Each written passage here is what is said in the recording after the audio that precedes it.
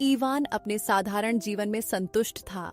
अचानक उसे लगता है कि पत्नी की खरीदी हुई लॉटरी उन्हें करोड़पति बना सकती है।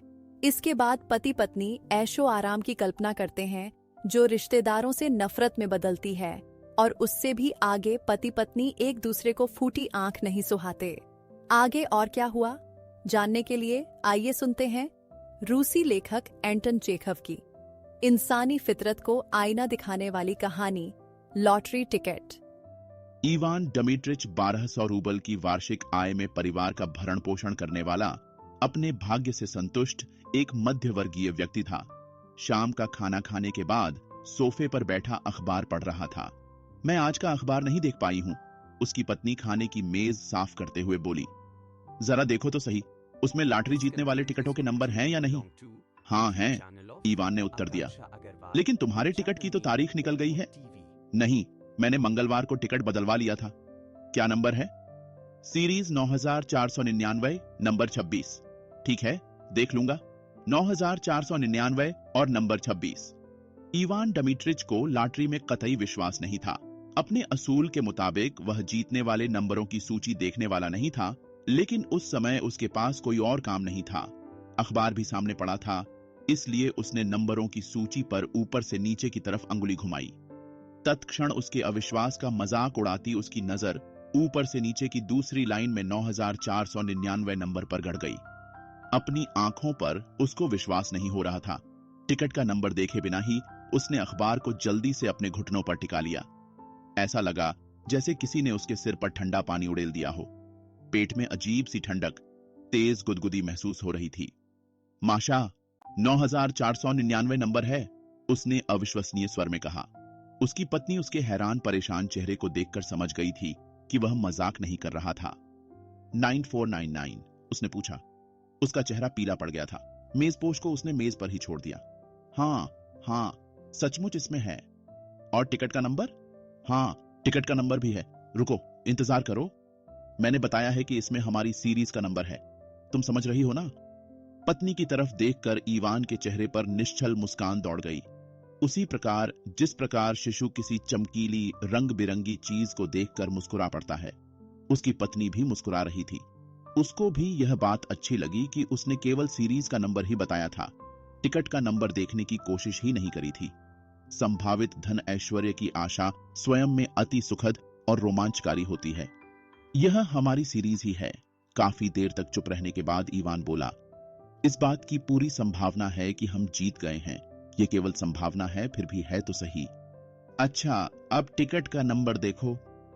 थोड़ा इंतजार करो, निराश होने के लिए तो बहुत समय पड़ा है। नंबर ऊपर से दूसरी लाइन में है, इसलिए पुरस्कार राशि 75,000 रूबल होगी।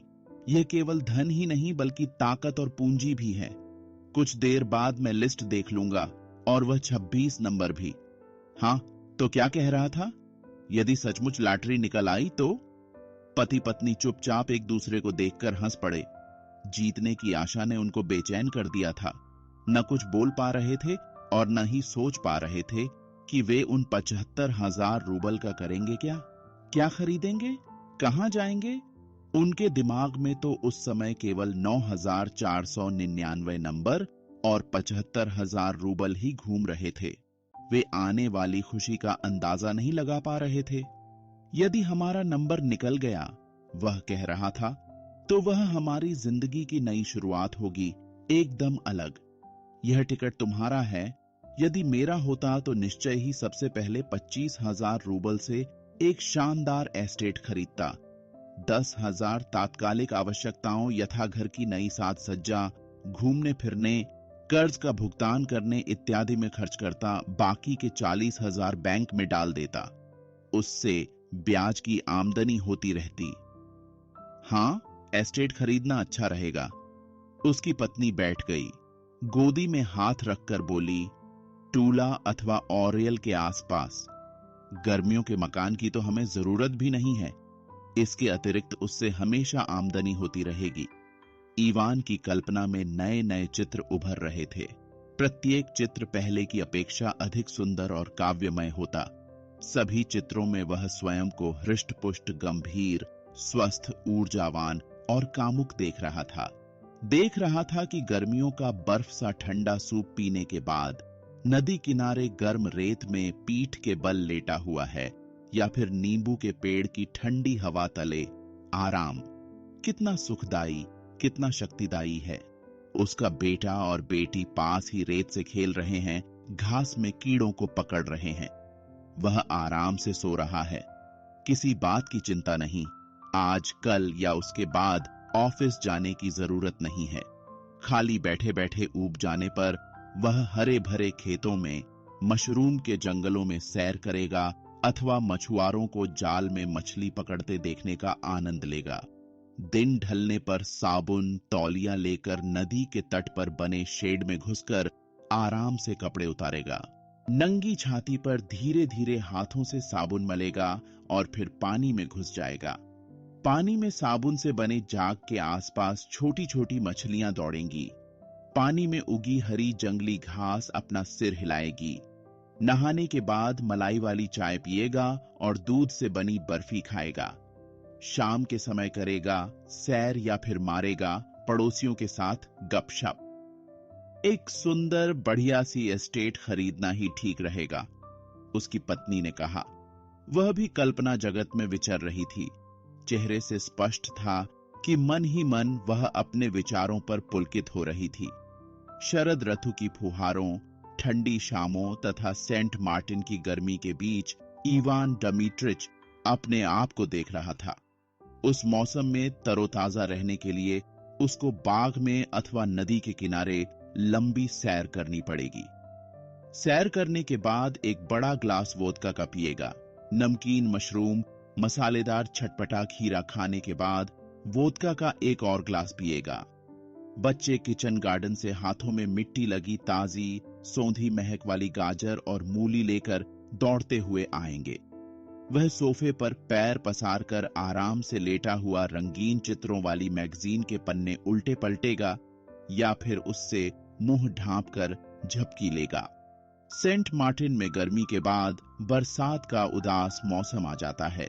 दिन रात बारिश होती रहती है, नंगे पेड़ रोते दिखाई देते हैं, हवा नम और बर्फीली हो जाती है। कुत्ते, घोड़े, मुर्गे सभी पशु पक्षी अवसादग्रस्त तथा खिन्न रहते हैं, बाहर सैर के लिए नहीं जा सकते। कोई भी कई कई दिनों तक बाहर नहीं निकल पाता। लाचारी में खिड़की के शीशे से बाहर झांकते हुए कमरे के भीतर ही चहलकदमी करनी पड़ती है। सोचना बंद करके इवान ने अपनी पत्नी की तरफ देखा और पूछा, माशा, क्या तुम जानती हो कि मैं विदेश यात्रा करना चाहता हूं? सोचने का क्रम फिर शुरू हो गया। शरद ऋतु के अंत में दक्षिणी फ्रांस, इटली, भारत की यात्रा बढ़िया रहेगी। मैं भी विदेश जाना चाहती हूं, उसकी पत्नी ने कहा। लेकिन टिकट का नंबर तो देख लो, थोड़ा इंतजार और करो। वह कमरे में चक्कर काटता रहा, सोचता रहा। सोच रहा था, यदि वास्तव में उसकी पत्नी भी विदेश गई तो क्या होगा? अकेले या फिर किसी खुशमिजाज, निश्चिंत, वर्तमान में जीने वाली औरत के साथ यात्रा करने में ही वास्तविक आनंद है, न कि ऐसी औरत के साथ जो पूरी यात्रा में अपने बच्चों के बारे में सोच सोच कर बातें करती रहे, एक एक दमड़ी के लिए आहें भरती और निराशा में कांपती रहे। इवान कल्पना कर रहा था, ट्रेन में उसकी पत्नी ने ढेरों पार्सल, टोकरियां और बैग उठा रखे हैं, किसी बात से परेशान होकर शिकायत कर रही है। ट्रेन में बैठने के कारण उसके सिर में दर्द हो रहा है, बहुत ज्यादा धन खर्च हो गया है। हर स्टेशन पर उतरकर उबला पानी, डबल रोटी, मक्खन लाने के लिए दौड़ना पड़ रहा है। महंगा होने के कारण वह कभी पूरा डिनर नहीं करेगी। वह मुझसे पाई पाई का हिसाब लेगी, उसने पत्नी की तरफ देखते हुए सोचा। लॉटरी का टिकट उसका है, मेरा नहीं। उसकी विदेश जाने की क्या तुक है? वह बाहर जाकर क्या करेगी? खुद भी होटल के कमरे में बंद रहेगी और मुझे भी अपनी नजरों के सामने से ओझल नहीं होने देगी। मुझे मालूम है, जीवन में पहली बार उसके दिमाग में यह बात आई थी कि उसकी पत्नी अधेड़ और नीरस हो गई थी। उसके पूरे शरीर से खाना बनाने की गंध आती थी। जवानी में कितनी मादक और सुंदर थी, उससे वह आज भी दोबारा शादी कर सकता था। निस्संदेह यह सब मूर्खतापूर्ण है, उसने सोचा। लेकिन वह विदेश यात्रा करना क्यों चाहती है? उसको इससे क्या लाभ होगा मैं जानता हूं। वह जाएगी जरूर, नेपल्स हो या क्लिन, उसके लिए तो घोड़ा गधा सब बराबर है। पूरी यात्रा में कांटे की तरह चुभती रहेगी। मैं उस पर आश्रित रहूंगा। मुझे मालूम है कि आम औरतों की तरह यह भी धनराशि मिलते ही तिजोरी में बंद कर देगी, अपने रिश्तेदारों पर लुटाएगी और मुझे पाई पाई के लिए तरसाएगी। इवान अब अपनी पत्नी के रिश्तेदारों के बारे में सोचने लगा था। लॉटरी निकलने की खबर मिलते ही इसके दुष्ट भाई बहन, अंकल आंटी भागते हुए आ जाएंगे। हमारे सामने चिकनी चुपड़ी दिखावटी मुस्कुराहट के साथ भिखारियों की तरह गिड़गिड़ाने लगेंगे। नीच, घिनौने, कुछ देने पर और अधिक मांगेंगे, इनकार करने पर चीखेंगे, गालियां देंगे और हर तरह की बद्दुआ देंगे। इवान डमीट्रिच को अपने रिश्तेदारों का भी ध्यान आया। पहले वह उनको निष्पक्ष रूप से देखता था, लेकिन अब वे भी उसको घिनौने और मक्कार दिखाई दे रहे थे। सब के सब रेंगने वाले कीड़े हैं, उसने सोचा। वो सभी उसे घिनौने दिखाई देने लगे थे। उनके प्रति भी मन में क्रोधाग्नि भड़क उठी। ईर्ष्यापूर्वक सोच रहा था, धन दौलत के बारे में यह कुछ नहीं जानती, तभी तो इतनी कंजूस है। बहुत हुआ तो मेरे हाथ में भी 100 रूबल थमा देगी, बाकी सब ताले में बंद कर देगी। पत्नी की तरफ मुस्कुराहट के साथ नहीं, बल्कि घृणा के साथ देखने लगा। पत्नी भी उसको घृणा तथा क्रोध भरी दृष्टि से देख रही थी। उसके अपने सपने, आकांक्षाएं, इच्छाएं थीं। अपने पति के सपनों को वह भली भांति जानती थी। वह जानती थी कि कौन उसको मिलने वाली इनाम की राशि को सबसे पहले हड़पने की कोशिश करेगा। उसकी आंखों से स्पष्ट झलक रहा था, दूसरों के धन से हवाई किले बनाना अच्छा है, लेकिन तुम ऐसा साहस नहीं कर पाओगे। इवान पत्नी की नजर में छिपे भावों को ताड़ गया था। उसका मन दोबारा घृणा और क्रोध से भर गया।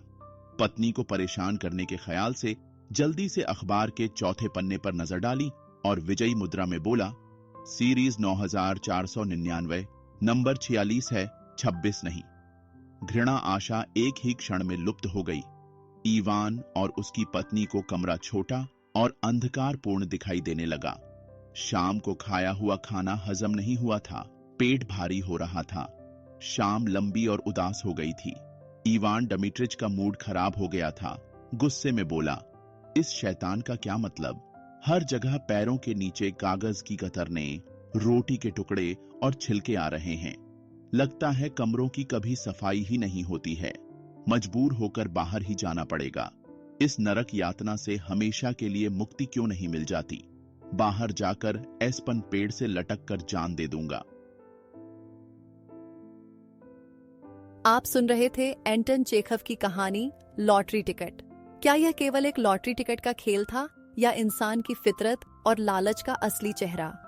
अपनी राय कमेंट करके बताएं, वीडियो को लाइक करें, चैनल को सब्सक्राइब करना ना भूलें।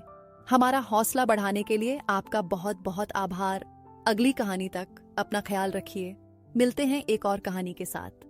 नमस्कार।